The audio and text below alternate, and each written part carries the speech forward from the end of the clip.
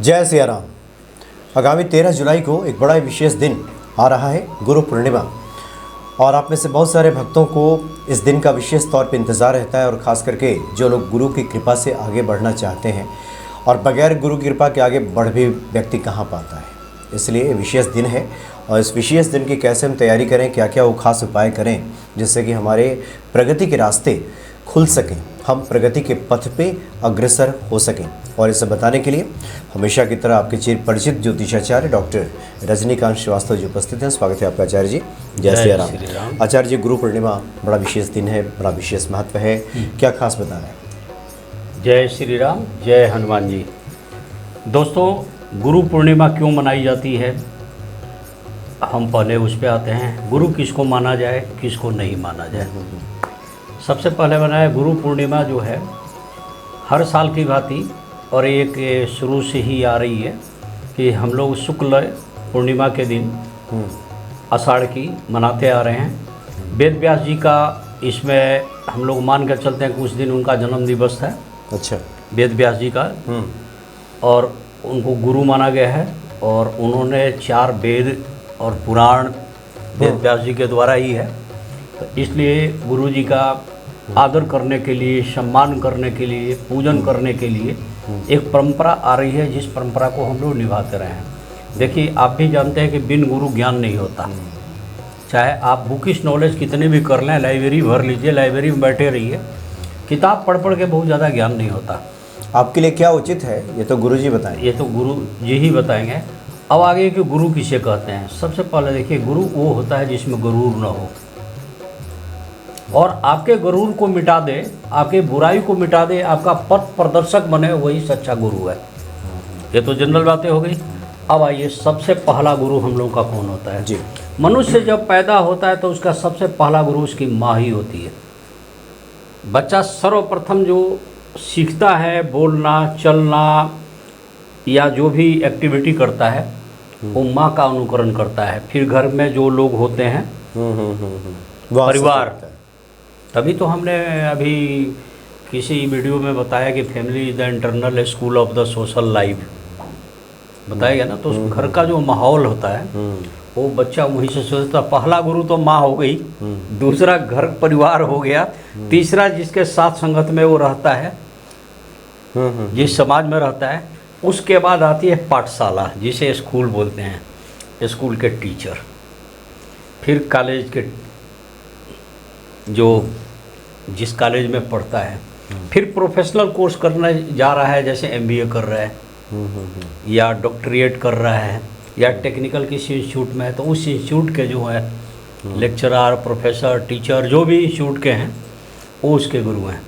उसके बाद भी कई लोग कई अलग से प्रोफेशनल कोर्स करते हैं, उसके गुरु। तो सबसे बढ़िया गुरु किसको माना गया है? जो आपका अच्छा पथ प्रदर्शक करे और आपकी वहाँ से ज़िंदगी संवर जाए। वैसे तो हर गुरुओं का इसमें योगदान है।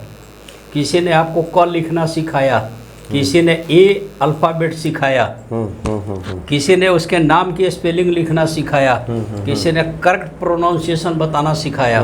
तो गुरु तो सारे हुए। तो एक गुरु वो भी हैं। इसके बाद अब आइए अनुभव।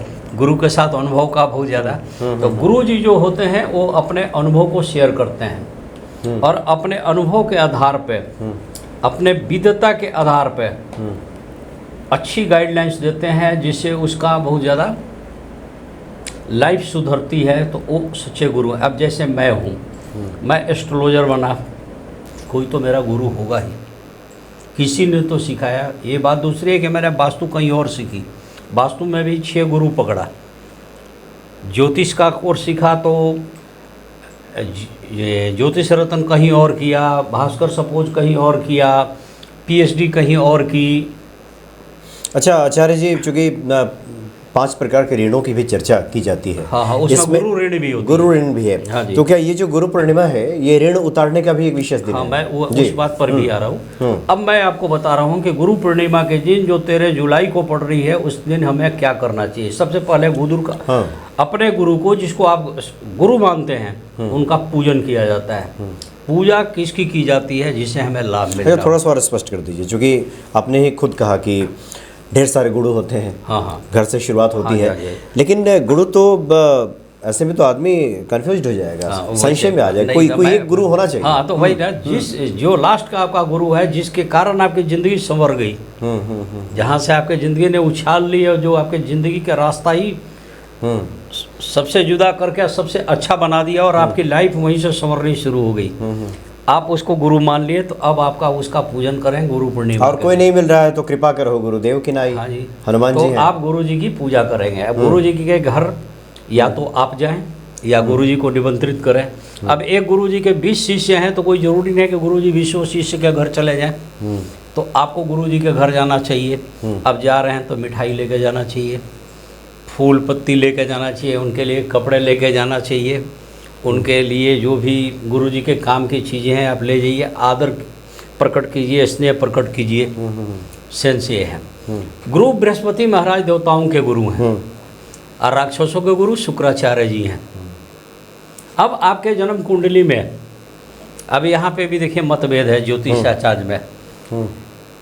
कुछ लोगों का लग्नेश और राशि के मित्र अगर बृहस्पति हैं, तो बृहस्पति को गुरु मानते हुए बृहस्पतिवार के दिन चने की दाल, हल्दी, जैसे हर बृहस्पतिवार को आप चढ़ा के गुरु की सेवा करते हो, तो उस दिन पीला कपड़ा, पीले रंग के सारे सामान, जैसे चने की दाल हो गई, हल्दी हो गई, बेसन हो गया, ये सब करके आप मंदिर में जाइए, विष्णु भगवान के मंदिर में चढ़ाइए। जो लोग शुक्राचार्य जी को अपना गुरु मानते हैं या उनके जन्म कुंडली में लग्नेश शुक्र का है, चाहे ये है, तो वो उनको गुरु मानते हैं। सपोज कई लोग ना, आपने देखा होगा, हीरापन है चाहे फायर ओपल पन है, तो वो लोग चाहें तो शुक्राचार्य जी का नाम लेके वो कर सकते हैं। वैसे मैं बता दूं, देवताओं के साथ ही रहने में अच्छा है, ज़्यादा ठीक है, ज़्यादा ठीक है। आप बृहस्पतिवार को गुरु पूर्णिमा के दिन गुरु की सेवा कीजिए। गुरु के यूज से रिलेटेड, जिसे गुरु को लाभ हो, गुरु खुश हो, उनका आशीर्वाद मिले, और उस दिन गुरु का चरण जरूर छूना चाहिए। ये परंपरा है, ताकि गुरु के चरणों से निकला हुआ आशीर्वाद और हृदय से निकला हुआ आशीर्वाद आपको फलीभूत कर देगा। ये एक बहुत बड़ी बात बता रहे हैं। तो गुरु का आशीर्वाद लीजिए। विष्णु भगवान की उस दिन पूजा कीजिए। वेद व्यास जी से लेके आपके उनका भी पूजन कीजिए, क्योंकि परंपरा वहीं से शुरू हुई है। परंपरा अगर ये आई है क्योंकि देखिए, हम लोग पूरे हिंदू धर्म और सनातन धर्म का बेस अगर लेकर चला जाए, तो हम लोग वेद से शुरू ही मानते हैं।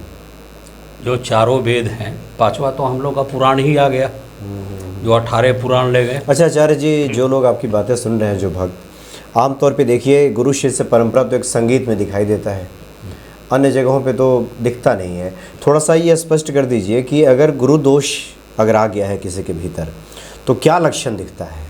तो मैं वही बता, इनडिसिप्लिन करना शुरू कर देता है आदमी, अनुशासनहीन हो जाता है। अनुशासन ही नहीं है। जैसे गुरु चंडाल योग क्यों बनता है? अच्छा, गुरु चंडाल जन्म कुंडली में जो है, तो क्या चीज़ है? यही तो है, गुरु दोष है।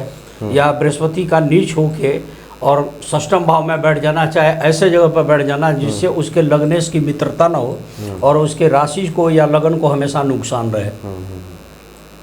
ये इसलिए मैंने आपसे सवाल पूछा, हाँ जी, हाँ जी, हाँ जी। क्योंकि जो लोग गुरुजी को नहीं बुलाए, जिनको पता ही नहीं है मेरा गुरु कौन है, हाँ जी, कुछ लोग तो कंफ्यूज रहते हैं, पूछे कि आप, तो वो लोग कम से कम बृहस्पति भगवान की जरूर पूजा करें, जरूर पूजा करना चाहिए। और सुनिए, सबसे बढ़िया परंपरा जो चलती आ रही है ना, गुरुकुल में चलती आ रही है।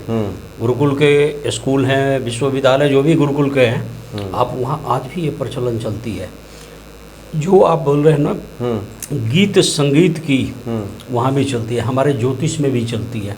गुरु शिष्य परंपरा है। हाँ, परंपरा अभी भी हम लोग निभाते हैं। संगीत में तो अभी भी लोग गुरुजी के जाते हैं तो पाँव छू के प्रणाम हाँ जी, करते हाँ जी, हम लोग भी करते हैं। अच्छा, इसके बाद हर खानदान में, अब देखिए, शहरों की बात छोड़ दीजिए, गांव में अभी भी जाइए, हर खानदान के कुल गुरु होते हैं। आप रामायण काल से लेके चले जाइए महाभारत काल तक, आप इतिहास उठिए, सबके गुरु का संदापनी ऋषि किसके गुरु थे? भगवान श्री कृष्ण भगवान के गुरु थे। तो ये जानकारी अपने बच्चों को देनी चाहिए। हाँ आपका जी, गोत्र क्या है, गोत्र का संबंध है, आपके गुरु कौन है, हाँ, गुरु कौन कुल है, गुरु कौन है। आप बोलते हैं ना कि हम भारद्वाज गोत्र हैं, ये क्या चीज़ है? गुरु घराने से ही तो रिलेटेड है। तो ये हाँ, भारद्वाज ऋषि के उस घराने से लोग चले होता आए। था। तो इस तरह की चीज़ें हैं। तो गुरु शिष्य का संबंध ये है। और मैं बताऊं जो लोग गुरु शिष्य परंपरा को मानते आए हैं उनके घर डिसिप्लिन की कोई कमी नहीं है। हर दुख सुख में गुरुजी अपने ऊपर ले लेते हैं। अब गुरु का आशीर्वाद जरूरी है। अब ये देखिए, मैं एक दो चीज़ें बताऊं, आपको भी पता होगा। जी जी। आमतौर पर हम लोग भी बोलते हैं गुरु ब्रह्मा गुरु विष्णु गुरु देवो महेश्वरम गुरु साक्षात पार ब्रह्म तस्मै श्री गुरुवे नमः। प्रणाम करते हो ना, तो किसका स्मरण हुआ? गुरु ही ब्रह्मा है, गुरु ही विष्णु है, गुरु महेश्वरम, गुरु साक्षात पार ब्रह्म तस्मै श्री गुरुवे नमः। इसके अलावा भी एक शब्द आते हाँ, गुरु गोविंद दो खरे, हाँ, दो खड़े काके लागू पाव है। हाँ, बलिहारी गुरु आपकी, जो गोविंद दियो मिलाए। हमारे को तो पता ही नहीं कि भगवान किसको कहा जाता है, भगवान क्या चीज़ है। तो कौन बताएगा? बताने वाला तो गुरु ही हुआ। किसने मेरे को कहा कि तू ज्योतिष का कोर्स कर, जिससे तेरी लाइफ सुधर जाएगी? कोई तो होगा। तो हमारा सबसे बड़ा गुरु कौन है? हितैषी कौन है?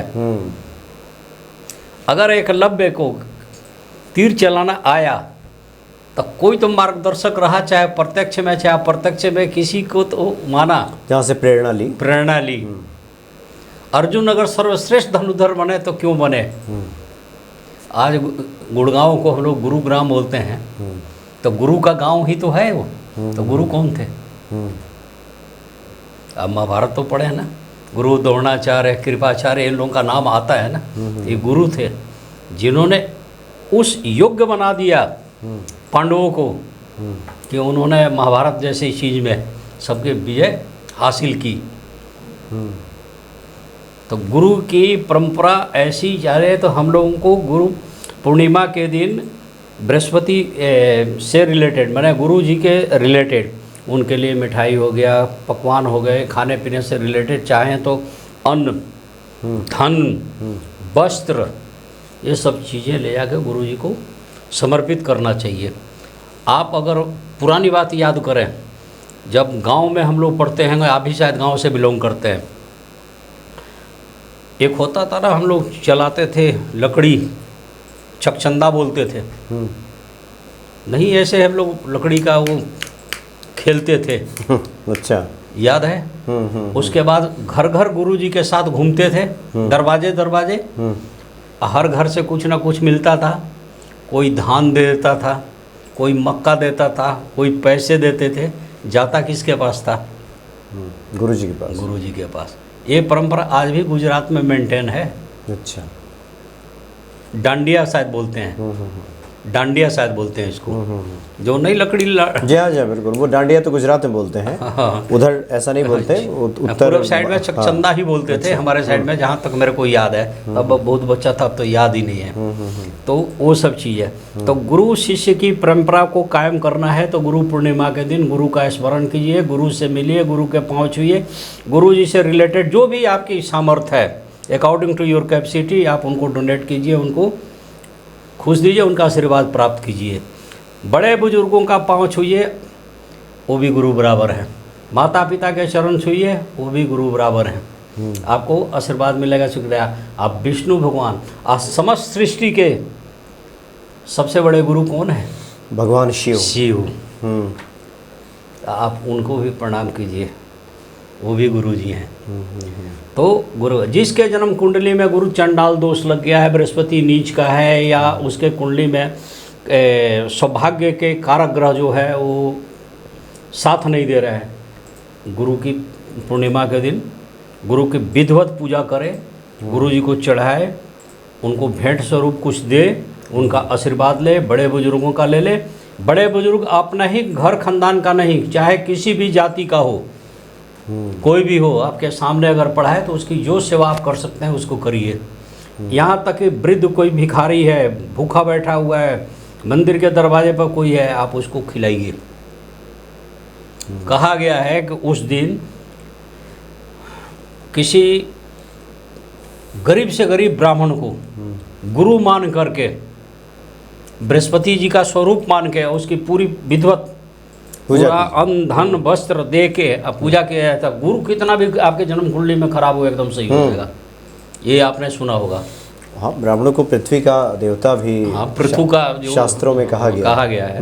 भूदेव। हाँ जी, हाँ जी। भूदेव। तो क्या होगा कि आपके गुरु बृहस्पति महाराज एकदम सही हो जाएंगे, चाहे कितना भी खराब हो एकदम सही हो जाएंगे, आपका बिगड़ा काम सही होना शुरू कर। और गुरु पूर्णिमा के दिन से अच्छा कोई भी चीज़ और भी कोई त्यौहार नहीं है जो इस दिन आप कर सकते हैं। माँ सरस्वती विद्या की देवी हैं और गुरु के बिना विद्या नहीं प्राप्त होती है।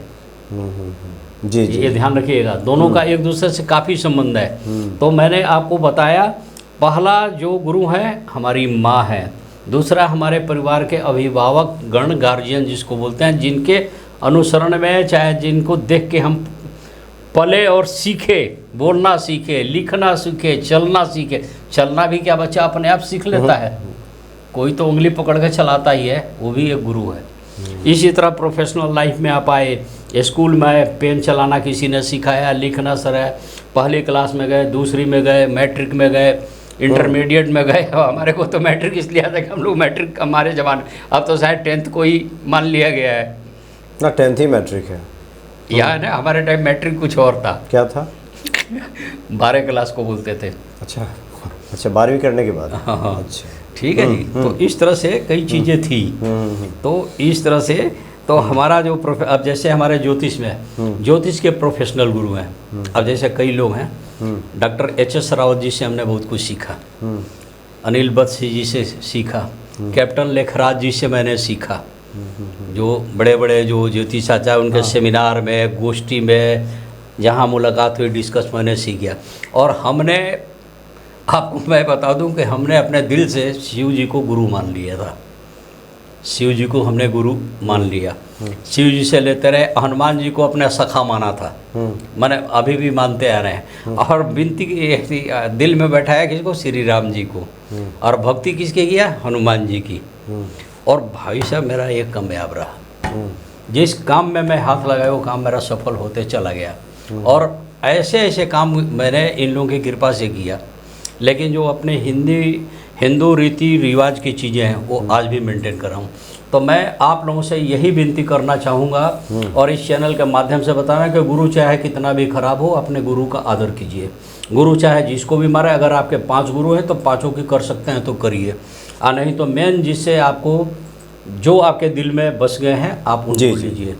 संगीत में है, कला के किसी क्षेत्र में है तो कोई तो गुरु है, ज्योतिष में है कोई तो गुरु है, टेक्निकल लाइन में है कोई तो गुरु है, डॉक्टरेट लाइन में गए हैं, डॉक्टर के लाइन में है कोई तो गुरु हैं, MBA किए हैं या मैनेजमेंट कोर्स में है, IAS PCS चाहे कुछ भी बन गए हैं ऑफिशियल। जी हाँ, यानी कुल मिलाकर इस संसार के जो भी आपके गुरु हैं उनकी पूजा आराधना तो कीजिए ही, और साथ में बृहस्पति भगवान की, भगवान विष्णु की पूजा आराधना विशेष तौर पे उस दिन करें। आपकी बातों का जो निचोड़ है वो ये निकलता है कि 13 जुलाई बड़ा ही शुभ मुहूर्त है। उस दिन पहले सुबह जग करके भगवान विष्णु को पीली चीज़ें अर्पित कीजिए, बेसन के लड्डू वगैरह चढ़ाइए। और सभी जानते हैं भक्त की भगवान विष्णु की पूजा आराधना कैसे की जाती है। केले के पेड़ में पूजा कीजिए, बृहस्पति भगवान का जप कीजिए। आप बता भी रहे थे ओम ब्रीम बृहस्पतये नमः, जो गुरु का मंत्र है। ओम ग्राम ग्रीम ग्रम स गुरुवे नमः, ओम ब्रीम बृहस्पतये नमः। और साथ में इस भौतिक संसार में जिनसे हम रोज़ सीखते हैं, सीखने को तो देखिए हर क्षण व्यक्ति सीखता है। हम लोग बातें कर रहे हैं तब भी मैं सीख ही रहा हूँ, कुछ बातें आप कह रहे हैं तो इन हवाओं से, घटाओं से, इस प्रकृति से हर जगह आदमी सीखता है। तो उनके प्रति कृतज्ञता का भाव मन में रहे। और जैसे आपने कहा कि आपके बहुत सारे गुरु हैं जिनसे आपने ज्योतिष सीखा, आप सबके पास जा नहीं सकते, कम से कम फ़ोन करके उनका आशीर्वाद, उनके प्रति कृतज्ञता प्रकट करना, यही गुरु पूर्णिमा का। जी आचार्य। अब देखिए मैं 1-2 चीज़ें बताऊंगा। ये त्यौहार बड़े धूमधाम से अपने हिंदुस्तान में, नेपाल में और भूटान में, जैन धर्म में, बौद्ध धर्म में मनाई जाती है। अब वेस्टर्न कंट्री में, बाकी कंट्री का तो मैं नहीं कह सकता, लेकिन मनती नहीं है जहाँ तक मैं जानता हूँ। लेकिन भूटान में इसको मनाया जाता है, नेपाल में भी मनाया जाता है, पाकिस्तान में मनाया जाता है, जैन धर्म में बहुत सारे जो भक्त हैं वो देखिए वो कौन है, वो हिंदू हैं, सनातनी हैं, हिंदू हैं। हाँ, वो कमेंट करते हैं। हालांकि अब तो जो वहाँ से बातें आती हैं उधर से कोई बताने वाला नहीं है, पूरी जानकारी नहीं है। तो इधर से कुछ इस तरह के चैनल्स हैं जिनके माध्यम से वो जानकारी इकट्ठी करते हैं और पूजा पाठ करते हैं और अपने धर्म को बचा करके उन्होंने रखा है। चलिए, बहुत बहुत धन्यवाद आपका आचार्य। जय श्री राम, जय श्री जय राम। हनुमान जी।